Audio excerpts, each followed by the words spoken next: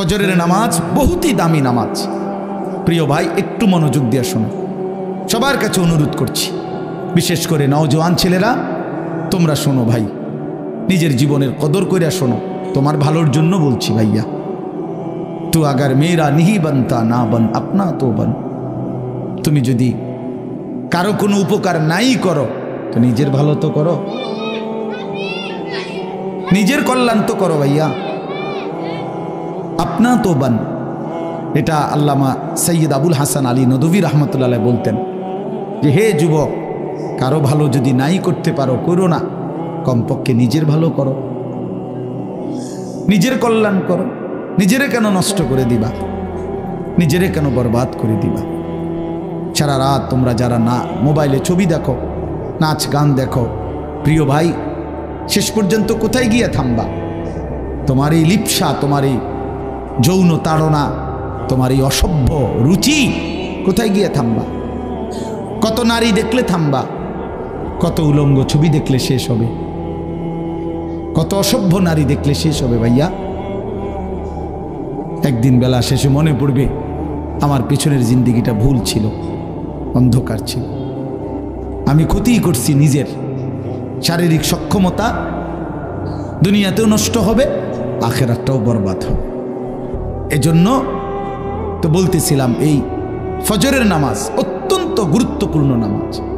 কোরআন শরীফে আছে আল্লাহ তাআলা সরাসরি বলছে এই ওয়াল ফজরি, এই সূরার প্রথম আয়াত ওয়াল ফজর, আল্লাহ বলছে বান্দা আমি আল্লাহ কসম করছি ফজরের ওয়াক্তের।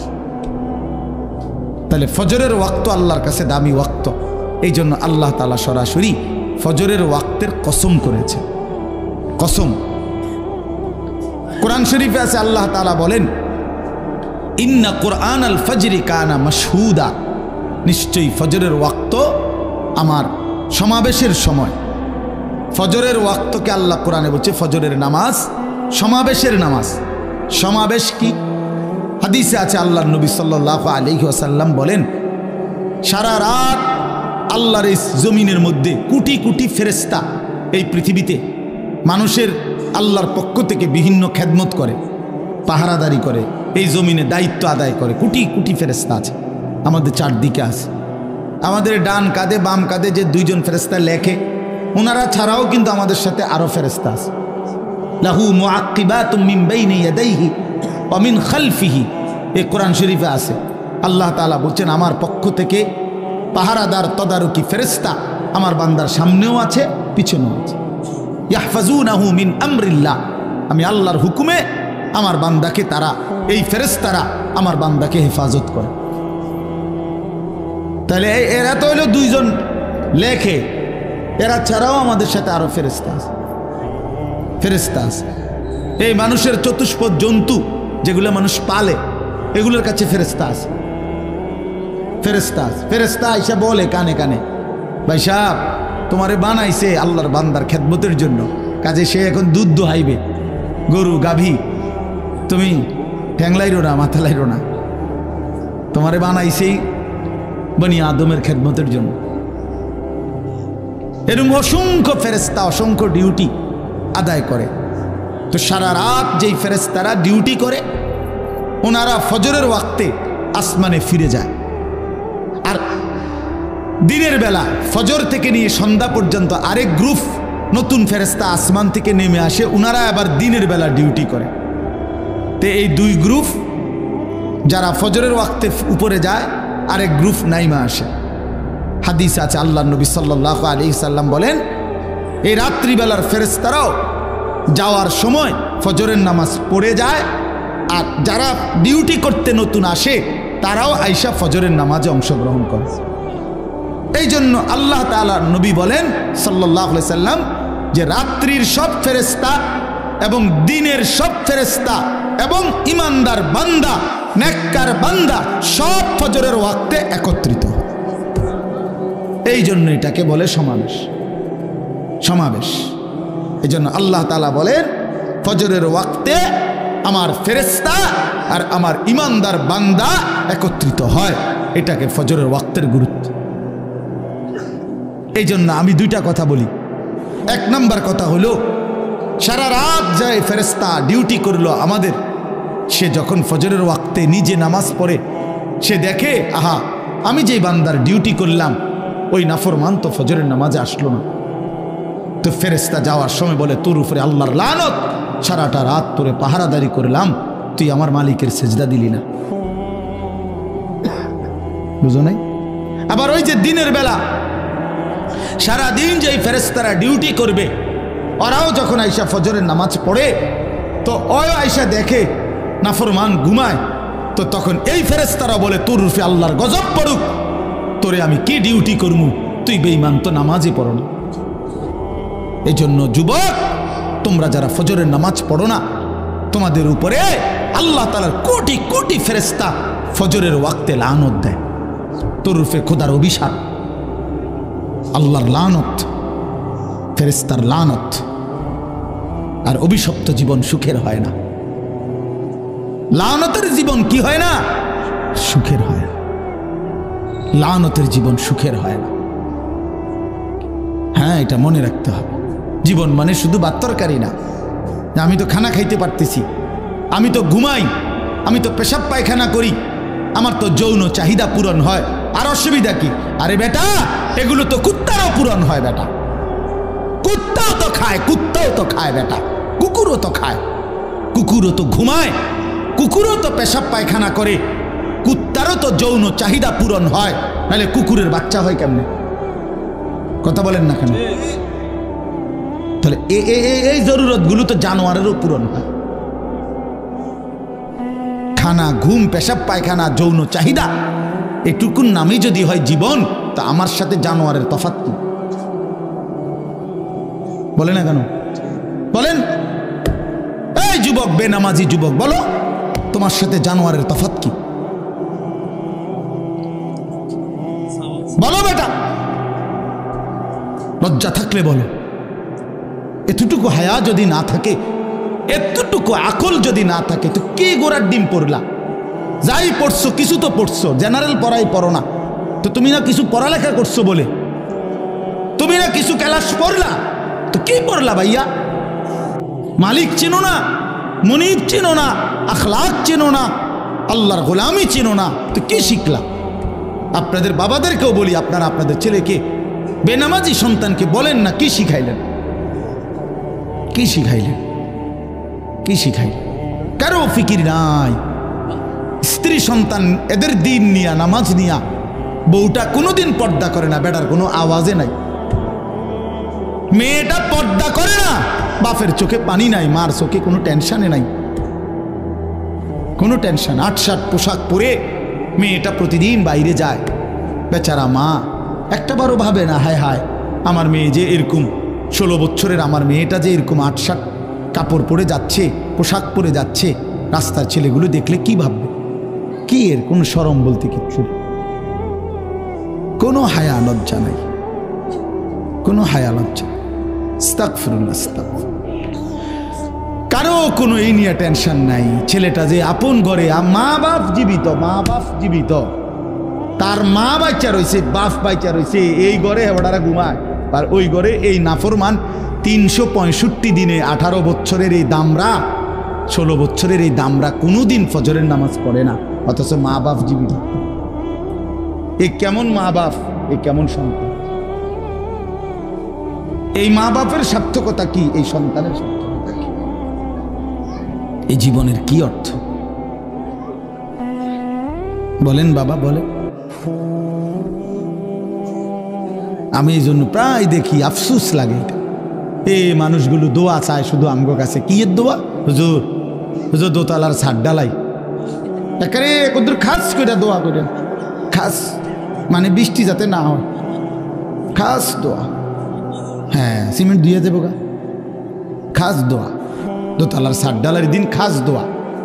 হুজুর একটা গাড়ি কিনছি, কদ্দুর খাস করে দোয়া করেন যাতে অ্যাক্সিডেন্ট না করে, যাতে তেল ছাড়া চলে, গ্যাস ছাড়া, খাস দোয়া। হ্যাঁ, মোটর সাইকেল কিনছে, দোয়া করেন। হুজুর এই বিটটা লইছি বাজারে, কদ্দুর খাস দোয়া করেন, তাই না? হুজুর দোকানটা দিছি, কদ্দুর খাস করে দোয়া করে দেন।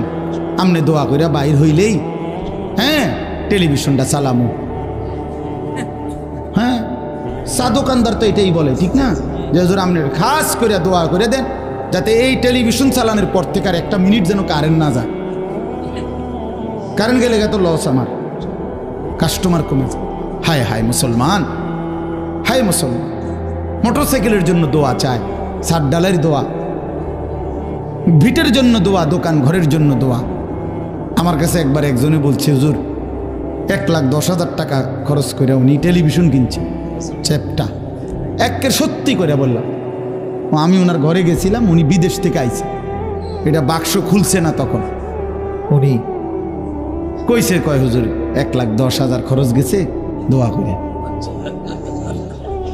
আমিও দোয়া করছি, এবারটা যেই ওয়াদের আমি তো এই ওয়াদের আমি দোয়া করছি, ভাই দোয়া করি খাস ভাবে আপনার ঘরে টেলিভিশন লাগাইবার পর থেকে যেন কখনোই কারেন্ট না যায়, আপনার বউ বাচ্চা যেন 24 ঘন্টা টেলিভিশন দেখতে পারে, নাচ গান সব যেন দেখে, আপনার ঘরে যেন সারাক্ষণ আপনার বউ বাচ্চা যেন বৈশা টেলিভিশন চাইতে আরে। ক হুজুর খুব রাগ করছেন না? খাইতে কই আমি, আপনি ওয়াজ দোয়ার ডকে বোঝেন না? দোয়ার ডক দেখেই তো বোঝা উচিত হ্যাঁ রাগ করছি না খুশি হয়েছি।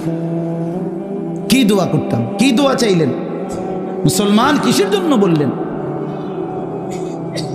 আমাদের বাংলাদেশের একজন বড় বক্তা আছেন হযরত মাওলানা আব্দুল বাসেত খান সাহেব, আলহামদুলিল্লাহ শনিবারে আমার মাদ্রাসায় আসবে, আপনাদেরকে দাওয়াত করলাম। হযরত মাগরিব বাদ বয়ান করবে, আল্লামা খালেদ সাইফুল্লাহ আইয়ুবী সাহেব আসরবাদ বয়ান করবে, আমার শায়েখ আল্লামা মুফতি মুশতাকুন নবী সাহেব এশাবাদ বয়ান করবে, আমাদের হেফাজতে ইসলামের মহাসচিব আল্লামা শায়েখ সাজিদুর রহমান হুজুর শেষে দোয়া করবে, কথা বলবে। শনিবার দিনে 14 তারিখ ময়নামতি ক্যান্টনমেন্ট সাহেবের বাজার। তো ওই হুজুরের এক বয়ানে আল্লামা আব্দুল বাসেত খান সাহেব, আমাদের সারা বাংলাদেশের ওয়াইজদের একটা সংগঠন আছে রাবেতাতুল ওয়াইজিন, এই ওয়াইজিনদের এই সংগঠনের তিনি সভাপতি সারা বাংলাদেশে। তো হুজুরে বলছে, কয় ওনার কাছে সরাসরি এক ভদ্রলোক ফোন করে জিজ্ঞাসা করছে যে হুজুর আমার যে সামনের রুমের তাকের মধ্যে 4টা কোরআন শরীফ আছে, আমার এই রুমটাতে তো টেলিভিশন চলে, আমি কি কোরআন শরীফগুলো বাহিরে বারান্দায় রাখতে পারবো, কোনো অসুবিধা হবে কিনা, গুনাহ হবে কিনা? এই হুজুরে বলছে কথাটা। আমি রীতিমতো লাজবাব হয়ে গেলাম, নির্বাক হয়ে গেলাম যে হায় মুসলমান কি জিজ্ঞাসা করতেছে, মুসলমান কি জানতে চাইতেছে, যে টেলিভিশন চলার সুবিধার্থে আল্লাহর কোরআনকে ঘর থেকে বের করে দিতে চাইতে। আহা মুসলমান, হায় মুসলমান, একেবারে নিম্নবিত্ত মানুষ, তার ঘরেও রঙিন টেলিভিশন চলতেছে, কিন্তু আল্লাহর কোরআন আপনি খুঁজলেও পাবেন না, খুঁজলেও পাবেন। আচ্ছা ভাই, এই বাচ্চাগুলোর আওয়াজ বন্ধ করা যায় না? এত রাত হইল বাচ্চাগুলো কেন চিল্লাইতেছে আসছেন? তো এই কারণে বললাম ফজরের ওয়াক্ত আপনারা সবার কাছে অনুরোধ, অত্যন্ত গুরুত্বপূর্ণ ওয়াক্ত। কোরআন শরীফে আল্লাহ তাআলা 3টা জাতির কথা বিশেষভাবে বলছেন। একটা হলো কওমে লূত, যাদেরকে আল্লাহ মাটি উল্টায়া জমিন উল্টায়া ধ্বংস করে দিছে। কওমে শুআইব, কওমে সালেহ, এই 2 নবীর জাতিকে আল্লাহ তাআলা আসমানি ফেরেশতার বিকট আওয়াজ দিয়ে পুরা জাতি ধ্বংস করে দিছে আল্লাহ নাফরমানির কারণে। আল্লাহর কসম কোরআন শরীফে আছে, এই 3টি অবাধ্য জাতিকে আল্লাহ ধ্বংস করছেন ফজরের ওয়াক্তে।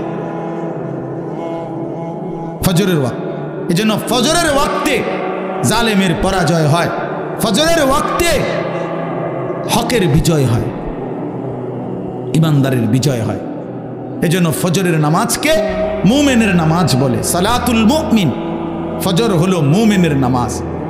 আল্লাহ রাসূল সাল্লাল্লাহু আলাইহি সাল্লাম বলছে, যারা মুনাফিক তাদের জন্য ফজর পড়া খুব কষ্টকর।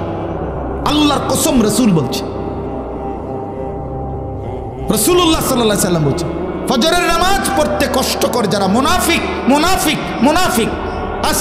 আসকাল ভারী।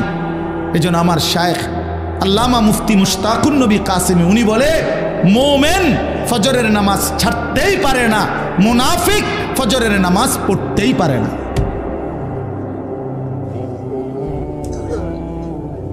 এজন্য খামখেয়ালি করেন না, ফজরের নামাজ বহুত গুরুত্বপূর্ণ। আমাদের নবী সাল্লাল্লাহু আলাইহি সাল্লাম রবিউল আউয়াল মাসের সোমবারে সর্বশেষ উম্মতকে, নবীর সাহাবীদেরকে মসজিদে ফজরের নামাজের সময় দেখে পুরা মসজিদ ভরা দেখে খুশি হয়েছিলেন এবং নবীজি চোখের পানি ফেলে কাঁদছিলেন। আর আয়েশা রাদিয়াল্লাহু তাআলা আনহাকে বলছিলেন, নবীজি ফজরের নামাজে সেদিন ইন্তেকালের দিন যেতে পারেন নাই, এত অসুস্থ ছিল। তো হুজরাত থেকে তাকায় তাকায়া দেখছে সাহাবীরা ফজরের নামাজ পড়তেছে, সবাই মসজিদ ভরা। সেদিন নবীজির সোমবার রবিউল আউয়ালে নবীজি চোখের পানি ফেলছিলেন আর বলছিলেন, আয়েশা আমার 23 বছরের মেহনত সার্থক। 23টা বছর আমি চোখের পানি ফেলছি, রক্ত ঝরিয়েছি, তায়েফে পেটে পাথর বাঁধছি, বিনিময়ে আমি যেমনটা চেয়েছি আমার সাহাবীদেরকে তেমন দেখলাম, ফজরের ওয়াক্তে মসজিদ ভরা দেখলাম। এরপরেই নবীজি আল্লাহর কাছে বলছে, আল্লাহ আল্লাহুম্মা রফিকাল আলা, আপনি বন্ধুর কাছে আমি যেতে চাই। এই সেদিন জোহরের আগেই সোমবার দিন আল্লাহ রাসূল সাল্লাল্লাহু আলাইহি ওয়াসাল্লাম ইন্তেকাল করছে। এটাই বিশুদ্ধ ইতিহাস। এজন্য নবী সাল্লাল্লাহু আলাইহি সাল্লাম উম্মতকে শেষ কোন নামাজে দেখছেন? সবাই বলেন, সবাই বলেন। সেই উম্মত যখন আমলনামা নিয়ে নবীর সামনে যাবে আর আল্লাহ রসুলের হাতে নিজের আমলনামা তুলে দিবে, ইয়া রাসূলুল্লাহ এই যে আমার আমলনামা, আপনি আমার জন্য একটু সুপারিশ করেন।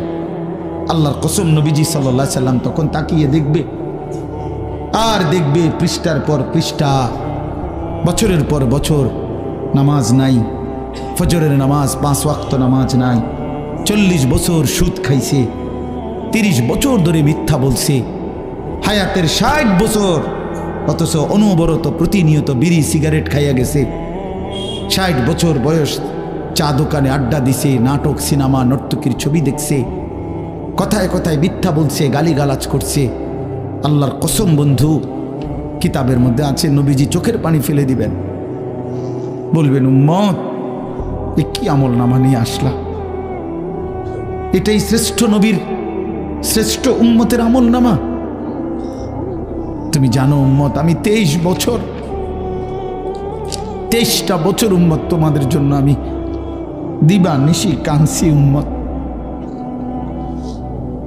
আম্মা জান আয়েশা রাদিয়াল্লাহু তাআলা আনহা বলছেন, এশার নামাজের পরে নবী দাঁড়াইছে ফজরের আজান পর্যন্ত উম্মতের জন্য এক দাঁড়ানোতে চোখের পানি ফেলে কাঁদছে। নবীজি বলবেন, ভাইয়া উম্মত আমি 23টা বছর কেঁদেছি, সারা রাত কাঁদছি তোদের জন্য। তায়েফের পাথরের আঘাতে আমার পিঠটা চালনির মতো ছিদ্র ছিদ্র হয়ে গেছে।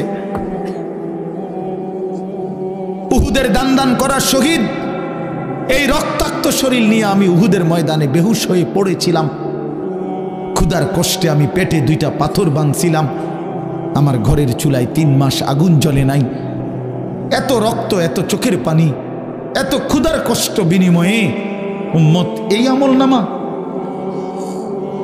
তুমি আমার এত বড় বেইজ্জতি কেমনে করলা উম্মত? আমি শ্রেষ্ঠ নবী, তুমি আমার শ্রেষ্ঠ উম্মত। আমি সেই শ্রেষ্ঠ উম্মতের আমল নামা নিয়ে আমার মতো এত বড় নবী আমি আমার মালিকের সামনে কেমনে দেখাবো? বলো না ভাইয়া, কেমনে দেখাবো?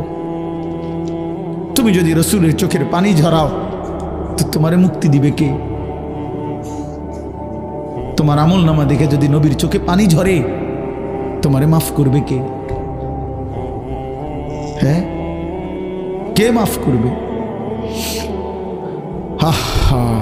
এত বড় বেইজ্জতি রসুলকে কইরেন না ভাই, কইরেন না। নবীজি সাল্লাল্লাহু আলাইহি ওয়াসাল্লাম কষ্ট পাবে, বলবে উম্মত আমি অনেক কষ্ট করছি, জানো না উম্মত? 3 দিন ক্ষুধার্ত থাইকা নবী আবু বকর ওমরকে নিয়ে, আমি নিজে হাদিসে পড়ছি, 3 দিনের ক্ষুধার্ত থাকার পরে 2টা খেজুর আর একটু পানি পান করছে। এরপরেও বলছে, ওমর আল্লাহর কসম এইটুকুর জন্য হাসরের ময়দানে আল্লাহর কাছে জবাবদিহি করতে হবে, এই 2টা খেজুর আর একটু পানির জন্য, অথচ 3 দিনের ক্ষুধার্ত। এই জন্য ইনশাআল্লাহ সবাই নিয়ত করি আজকে এই রাত গভীরে যে আমরা ফজরের নামাজ পড়ব। বলো না বাবা, ছেলেরা বলো ভাই, নিয়ত করো বাপ, নিয়ত করো। ফজরের নামাজ বিজয়ের নামাজ, ফজরের নামাজ ইনকিলাব, ফজরের নামাজ বিজয়ের নামাজ, ফজরের নামাজ ইমানদারের নামাজ। তোমরা যদি নিয়ত করতে পারো যে ইনশাআল্লাহ ফজরের নামাজ পড়বা, পড়তে চেষ্টা করো, আমি বিশ্বাস করো, আমি বললাম আগামী দিনে ইমাম মাহদির পক্ষে তোমরা লড়তে পারবা ইনশাআল্লাহ। সারা পৃথিবীর মধ্যে, সারা পৃথিবীতে মজলুমের বিজয় হচ্ছে, সারা পৃথিবীতে ইমানের জয় জয়কার আলহামদুলিল্লাহ। জানো না বন্ধু, পৃথিবীর দৃশ্যপট বদলে যাচ্ছে, পৃথিবীর পুরো হিসাব কিতাব বদলে গেছে, বদলে গেছে পৃথিবীর হিসাব। মজলুমের বিজয় হচ্ছে, ইমানদারের বিজয় হচ্ছে। 54 বছর একটানা এক জালেম শাসক বাপ ফুত দুইজনে মিলে ইসলামের গুরুত্বপূর্ণ, অত্যন্ত ফজিলতপূর্ণ একটি দেশ সিরিয়া, শাম দেশ, যেখানে 54 বছর ধরে একটানা বাপ আর ফুত দুইজনে মিলে জালেম জুলুমের শাসন কায়েম করেছিল। লক্ষ লক্ষ লক্ষ মুসলমানের রক্তে সিরিয়ার জমিন ভাসায় দিছিল, লাখ লাখ মুসলমানকে বন্দী করেছিল। সেই সিরিয়ার জালেম স্বৈর শাসক ফ্যাসিস্ট ওই জালেম গত 8 ডিসেম্বর, এই ডিসেম্বর মাসের 8 তারিখ, সেও ওইখানে ইমানদার মুজাহিদিনদের আক্রমণের মুখে ওই বেঈমান ওই নাফরমানেও সে নিজ দেশ ছেড়ে পালায় গেছে, পালায় গেছে। শুনেন নাই আপনারা? এই 8 তারিখ নতুন উইকেট পড়ছে, জানেন না? হ্যাঁ, নতুন উইকেট পড়ছে 8 তারিখ। ইতিমধ্যে 2 উইকেট পড়ে গেছে। 5ই আগস্ট 1 উইকেট পড়ছে, আর 8ই ডিসেম্বর 2য় উইকেট পড়ছে। 2024 উইকেট পড়ার বছর। এবছর বোলিং ভালো হয়েছে, এবছরের বোলিং ভালো হয়েছে। ইনশাআল্লাহ আগামী উইকেট পড়বে ইনশাআল্লাহ। সামনের উইকেট নেতানিয়াহু, ইসরায়েলের ওই বেঈমান, ইসরায়েলের ওই কুত্তা, ইসরায়েলের ওই প্রধানমন্ত্রী, ইনশাআল্লাহ আগামী উইকেট 4টা পড়ে যাবে ইনশাআল্লাহ। দেখবা, শুনবা যুবক ইমানদার, শুনবা তোমরা যে আগামীর যে কোনো দিন এই নেতানিয়াহুও পলাইবে ইনশাআল্লাহ, পলাবে ইনশাআল্লাহ। ফিলিস্তিন বিজয় হবে, কালেমার বিজয় হবে, বাইতুল মুকাদ্দাস মসজিদে আকসার বিজয় হবে ইনশাআল্লাহ, ইনশাআল্লাহ। সারা পৃথিবীতে ইমানের বিজয়, কারো ধমকে পরোয়া করার কিচ্ছু নাই, ইমানদার কোনো ভয় করার কিছু নাই। পার্শ্ববর্তী ইন্ডিয়া 110 কোটি 130 কোটি বেঈমানের ভয় দেখায়, সংখ্যার ভয় দেখায়। আমরা 130 কোটিকে ভয় করি না, কোনো পরোয়া করি না আমরা। তোর 130 কোটি না, 230 কোটিও যদি হয় আমরা গণাত ধরি না। আমাদের একজন, আমাদের একজন, একজন, একজন আল্লাহ। কয়জন বলো, কয়জন? আর একজনই আমাদের বড়, আল্লাহু আকবার, আল্লাহু আকবার, আল্লাহু আকবার। অতএব ইন্ডিয়াকে বলে দাও, পেঁয়াজের ধমক দিও না, আটার ধমক দিও না, আলুর ধমক দিও না। বেঈমান, পেঁয়াজ বন্ধ করে দিবি, ধমক দেশ কেন? পেঁয়াজ তোর বাফের, কথা বলে না। মোদির আব্বার নি পেঁয়াজ, কথা বলো, তার বাফের নি পেঁয়াজ, ভাই ধমক দেয় কেন? ইন্ডিয়ার ওদের বাফের পেঁয়াজ, এটা তোর বাফে উৎপাদন করে পেঁয়াজ বেটা। আলু তোর বাফের আলু, তোদেরকে আলু, পেঁয়াজ, খাদ্য, খাবার এক এক লোকমা তোদেরকে যিনি খাওয়ায় বেঈমান, তিনি তো আমার আল্লাহ, আমার আল্লাহ। আরে তোর কি, তোদের মূর্তি ছাড়া আছে কি আর? আমাদের আল্লাহ তোদেরকে খাওয়ায়, আমারে ধমক দেবো, এটা কি কথা? আরে বেওকুফ, তুই কারে ধমক দেস বেটা? তোদেরকে যিনি খাওয়ায় তিনি আমার আল্লাহ, ঠিক কি না বলো যুবক? কার আল্লাহ? আমাদের বলবা না, আমার বলো, আমার আল্লাহ, আমার আল্লাহ খাওয়ায়, আমার আল্লাহ, আমার আল্লাহ ওদেরকে খাওয়ায়। 130 কোটির কোনো হিসাব নাই। পেঁয়াজ রসুনের ধমক দিলে কোনো লাভ নাই। ইনশাআল্লাহ 56,000 বর্গ মাইলের 1 ইঞ্চি জমিন, বাংলাদেশের জমিন এটা কোরআনের জমিন, এটা ইসকনের জমিন না। অতএব এই দেশে হিন্দু থাকবে, হিন্দুদের সাথে কোনোদিন আমরা জুলুম করি নাই। যুগ যুগ ধরে আমাদের এই বাংলাদেশে হিন্দুরা ছিল, সংখ্যালঘুরা ছিল, তাদের উপরে কোনো জুলুম আমরা মুসলমানরা করি নাই। কিন্তু আমাদের পরিষ্কার কথা, ইসকনের গুন্ডারা, ইসকনের সন্ত্রাসীরা এই বাংলাদেশে থাকতে পারবে না। বলো যুবক ইনশাআল্লাহ, বলো ইসকন থাকতে পারবে না।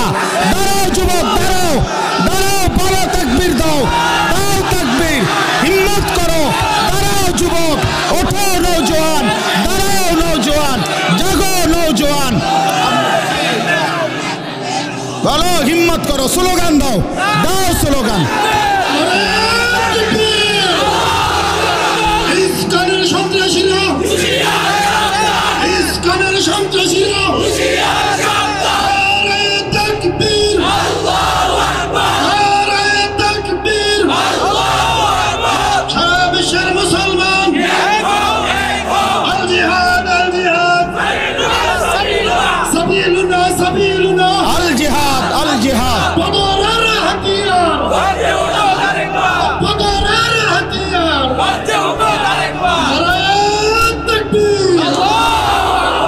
বসো ভাইয়া, ইমানদার মরে না, ইমানদার মরে না। আমার লক্ষ কোটি বাংলাদেশের যুবক এখনো আছে ইনশাআল্লাহ।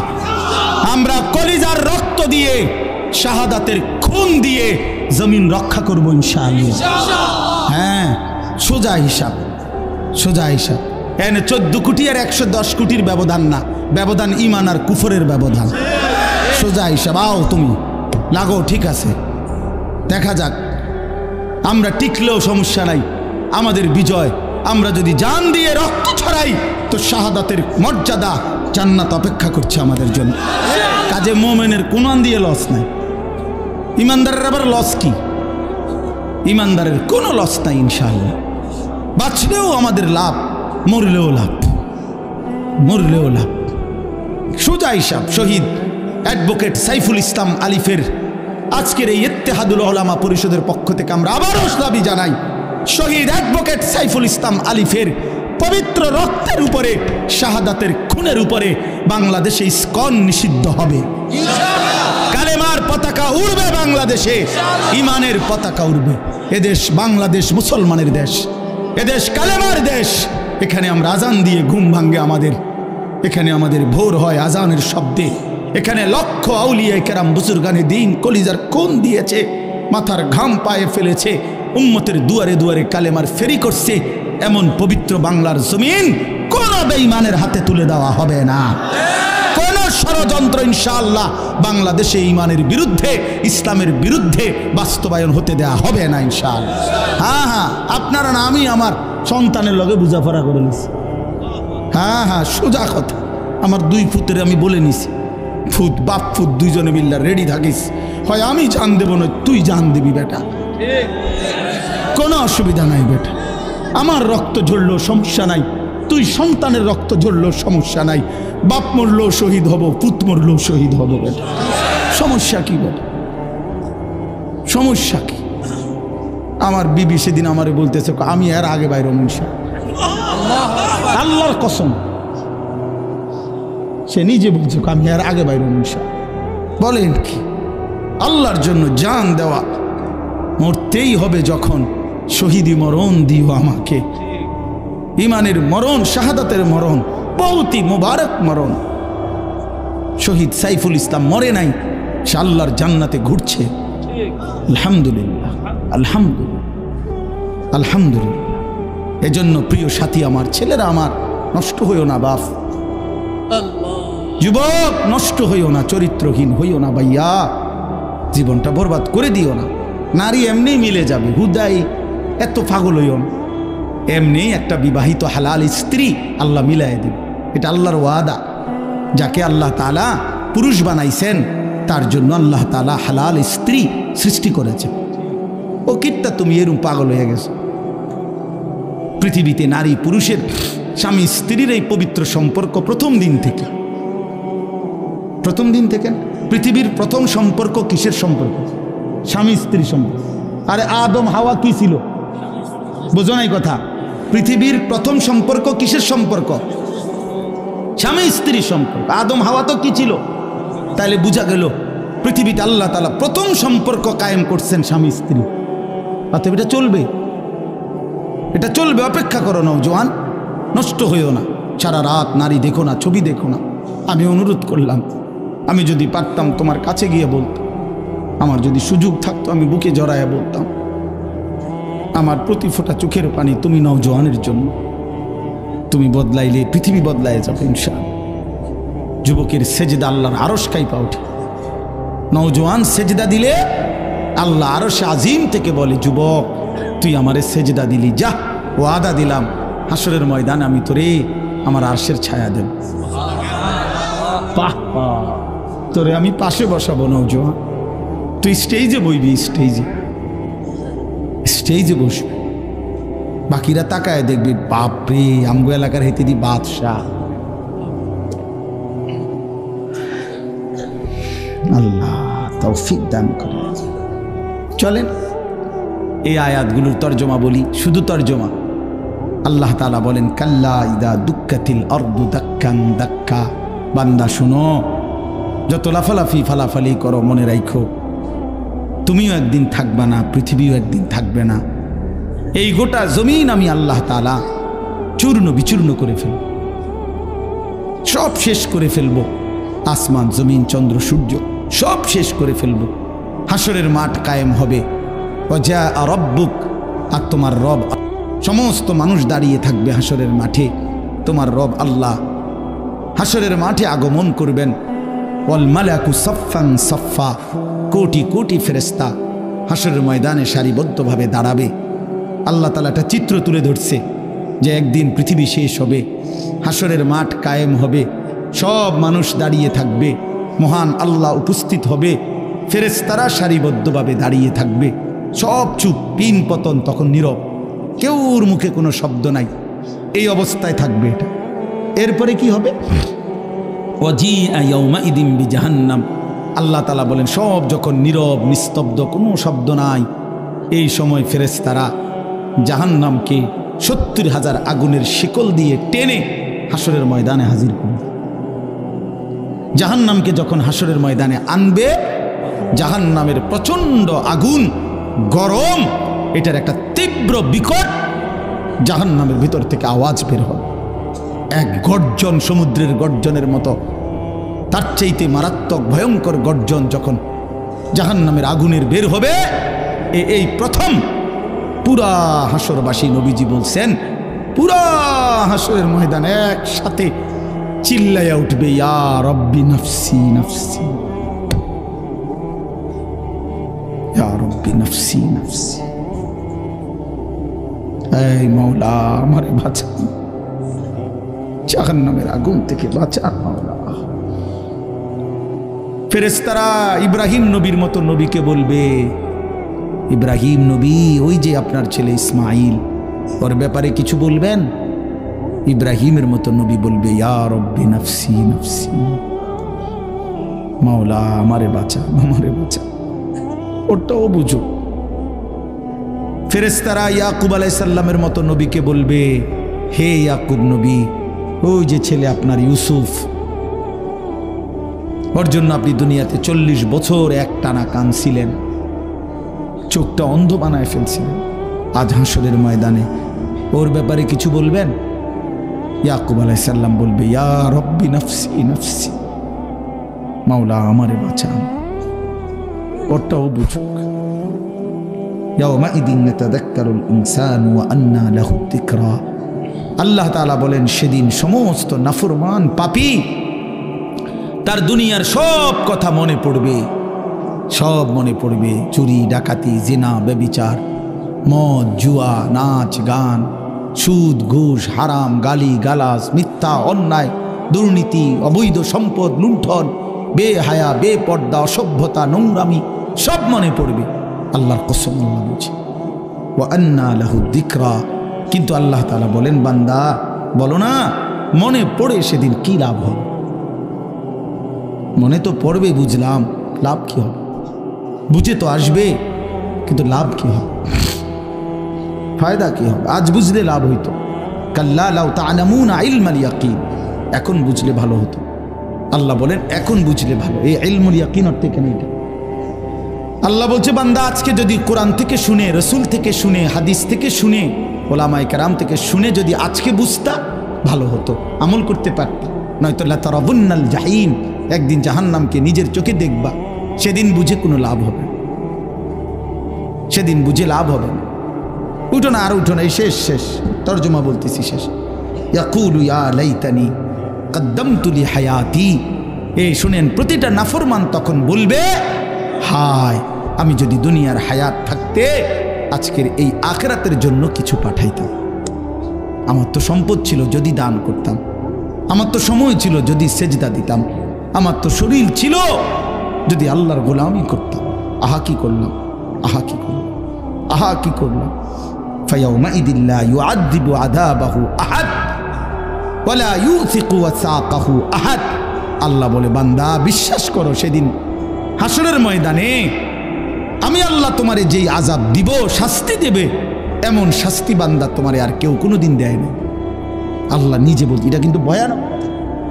আল্লাহ নিজে বলতেছে বান্দা তোরে সেদিন যেই আযাব দেব আমি, এমন আযাব তোরে আর কেউ দেয় নাই, এমন মারা তোরে আর কেউ মারে নাই বান্দা, তুই বুঝবি। ফায়াউমাইদিন লা ইউআযযিবু আযাবাহু আহাদ, আল্লাহর আযাবের মতো আযাব আর কেউ তোমাকে দেয় নাই। ওয়ালা ইউসিকু ওয়াসাকাহু আহাদ। আল্লাহ বলে ফেরেশতারা, এই নাফরমান, তোরে হাসরের ময়দানে যেই বাঁধাটা বাঁধবে, এমন বাঁধা তোরে আর কেউ বাঁধে না, এমন বাঁধা তোরে আর কেউ বাঁধে না।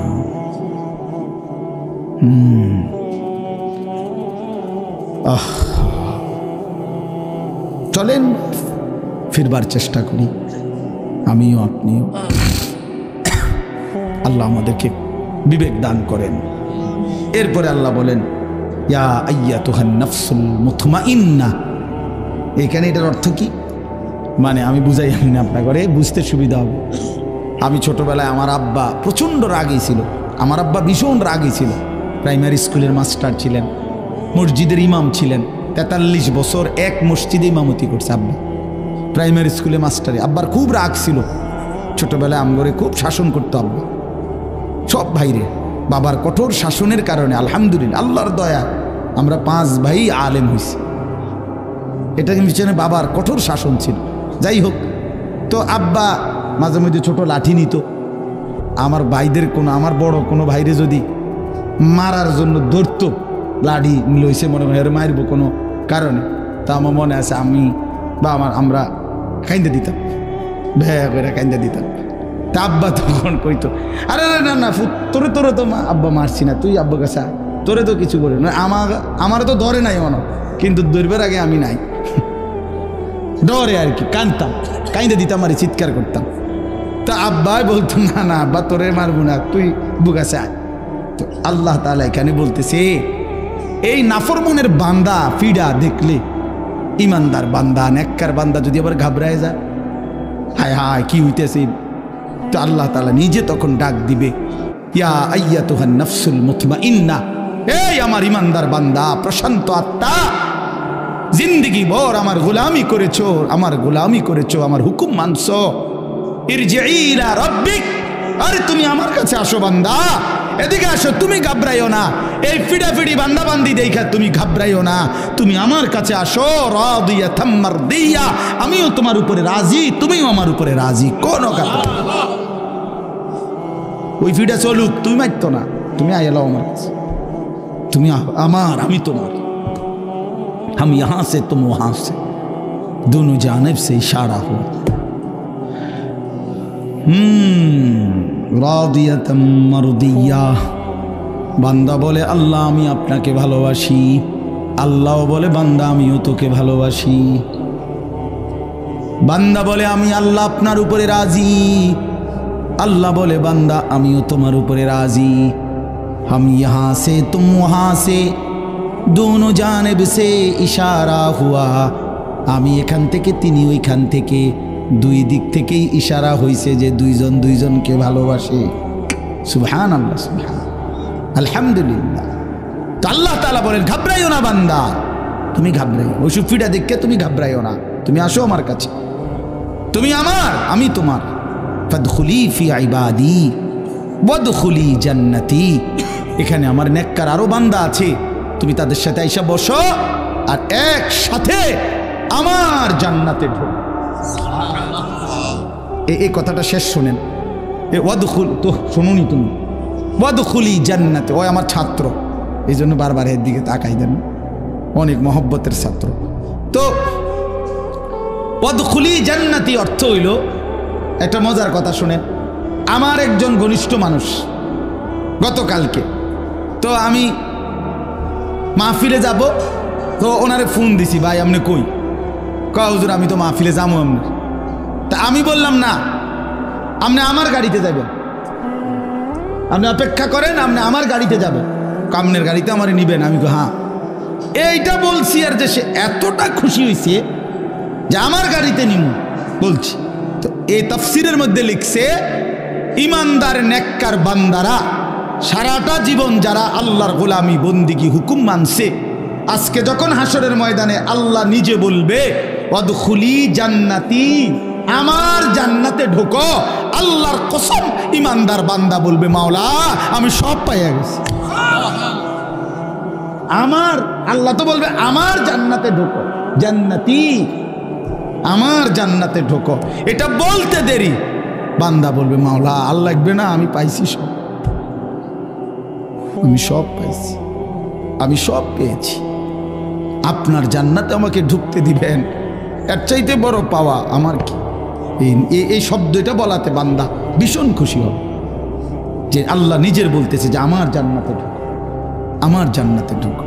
আমরা হাদিসে পড়ছি, হযরত উবাই ইবনে কাব নবীজির একজন বিখ্যাত সাহাবীর নাম, উনি ছিলেন সাহাবীদের মধ্যে সবচেয়ে সুন্দর কোরআন পড়তেন, সাইয়্যিদুল কুররা উবাই ইবনে কাব রাদিয়াল্লাহু তাআলা। নবীজি একদিন ওনাকে ডাক দিয়ে বলছে, উবাই তুমি আমারে কোরআন পড়ে শোনাও। তখন ওই সাহাবী উবাই ইবনে কাব বলতেছে, ইয়া রাসূলুল্লাহ আমি আপনাকে কোরআন শোনাবো? আমরাই তো আপনার কাছ থেকে শুনি শিখি, আপনার উপরে কোরআন নাজিল হয়, আমি কেমনে, আমার সেই সাহস কোথায় আপনাকে শোনাবো? তো আল্লাহর নবী সাল্লাল্লাহু আলাইহি সাল্লাম বলছেন, উবাই মহান আল্লাহ পাক রব্বুল আলামিন তোমার নাম উল্লেখ করে জিব্রাইলকে পাঠাইয়া আমারে বলছে তোমার কাছ থেকে আমি আল্লাহর কোরআন মালিকের কালাম শুনতে। এই তখন হাদিসে স্পষ্ট আছে, এই সাহাবী এখন পাগল হয়ে গেছে, কয় কি? তো উনি তিনবার একটা কথা জিগাইছে পরপর, আসাম্মানি আল্লাহ, আসাম্মানি আল্লাহ ইয়া রাসূলুল্লাহ, আর আমার নাম বলছে আল্লাহ, আমার নাম? নবীজি বলেন হ্যাঁ তোমার নাম। উনি আবার বলছে আসাম্মানি আল্লাহ, আহারে মনে করেন কথা আটকাই গেছে না মহব্বত উনার, ইয়া রাসূলুল্লাহ বলেন কি, আমার নাম নিছে মালিক। নবী বলছে হ্যাঁ তোমার নাম। আবার বলছে উনি আমার নাম, বলছে হ্যাঁ তোমার নাম। আল্লাহর কসম হাদিসে আছে, ফাবাকা, এই সাহাবী অজরে কাঁদতে শুরু করছে, চোখের পানি ছেড়ে দিছে, হায় রাসূল, নবী এই গোলামের এর চাইতে বড় সৌভাগ্য আর কি যে তার মনিব তার নাম নিছে। গোলামির এর চাইতে বড় তৃপ্তি কি? এত বড় মহান মাওলা তার নাম নিয়েছে। এজন্য বান্দা যখন আল্লাহকে ডাকে, আল্লাহ বান্দার নাম নেয়।